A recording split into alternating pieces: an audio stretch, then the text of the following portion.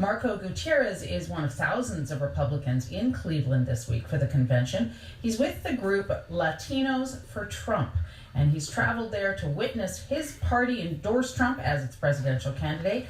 Marco Gutierrez joins me from Cleveland now. Good morning. Good morning. Marco, from your point of view, how do you think things are going so far? Well, it's been a great experience for me. At the first day, there was a heated discussion on the floor. A few things that had to be cleared, but overall it was great speakers. I think the base has been energized in a way that has been able to unite the party. You think that the party stands united now, even though several prominent Republicans stayed away from the convention? There are no past presidents there. What makes you think that the party is now together and standing behind Donald Trump? I think that Donald Trump's message from the get-go was that it was going to be an outsider. And I think that it's being manifested in that way, and the message is a new message of hope, and seeing this new family and this new sort of new blood, newcomers into the party, the togetherness. Me as a Mexican American, I was born and raised in Mexico, and I've been here for over 20 years. And to be able to experience this, I have been felt part of this country for the first time. Is that right? So now, what is it about the message of hope, what you call Donald Trump's message of hope, that appeals to you? If you listen to the Donald Trump Jr., he put it in a way where Donald Trump is this sort of a believer in his followers. I don't want to say followers, but he's a mentor to a lot of people, and he's turned blue-collar people into professionals, and he said something that they don't have an MBA, but they have a doctorate in common sense. And I think Donald Trump, personally, I think he speaks the language of the heart, that has been able to talk to the general public, I believe. And yes, he's missed a few of the intellectuals, a few of the seasoned politicians. But overall, I think that the consciousness or the consensus is that there is a base, a new base. There's a manifestation of a new understanding on the people that anybody can join the party. Now, one of the central tenets of his platform is to build a wall between your current country, America, and your former country, Mexico. How do you feel about that?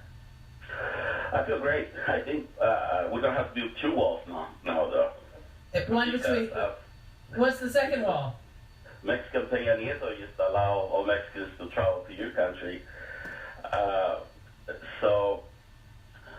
I think that the wall for me is more mental. I think that it's about boundaries, and I think that a lot of us Mexican Americans we have taken for granted what we have here in America, and I think we have forgotten that we came here to become Americans, and we have I don't want to say damaged the American culture, but we have definitely replicated some of the problems that we have in Mexico, and I think that the American people feel a little taken advantage of, and they're just responding to that. Does that put you at odds with any of your friends and family back home in Mexico and in the States as well? Yes, it does. Yes, I have family that in the United States that are illegal, and I also have family in Mexico. It's hard for me to explain to them that I have to pay for the wall. But I think that the day that I came to the United States, that change started. And that change has been quicker for some people and slower for others. And this is an integration process. And I might be a little bit farther down the immigration process and other people, and definitely that has put me in a position where I'm distancing myself, but I think overall we're all going the same direction. Well, why do you think that, in your words, that Latinos have taken advantage of the United States? Well, my culture, like Donald Trump said, and I agree with him, we have problems. We are a culture.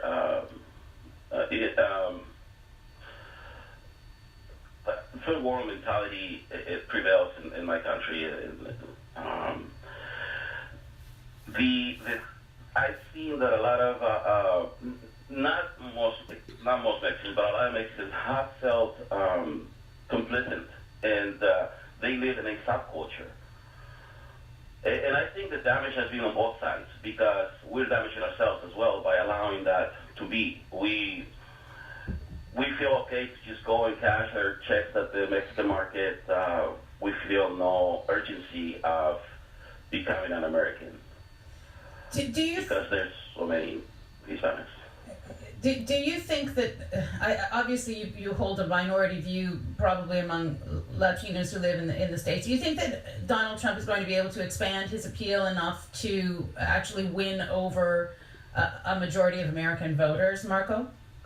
Well, there's a lot of violent criticism on my point of view, and they were calling us the 12%. But I think there's about 10% that are in the closet Trump supporters, and they secretly like Trump, but they're afraid to voice that publicly. And there's about 10% that we have to go and get. We need 33% for Donald Trump to win. So it's a lot of work. There's a lot of work to do out there. But I think Mexicans, by nature, we are commerce people. We like, the taco truck. We like the little market in the corner. We sell this and that, and that's how Aztlan or Tenochtitlan was founded. There was, Cortez rode back to Spain saying he had found this great place where there was commerce and trade. And I think Donald Trump speaks that language to us. Well, and that's what we want ultimately. We want to be successful. We want to have our businesses. And I think that, I think that there's a great chance for Donald Trump to win the Latino vote, at least what he needs. I know he's not going to win the majority, but the 33%, I think he will. Marco, thank you so much for talking to us. Oh, it's an honor. Thank you. Marco Gutierrez. He's with the group Latinos for Trump. We reached him in Cleveland this morning.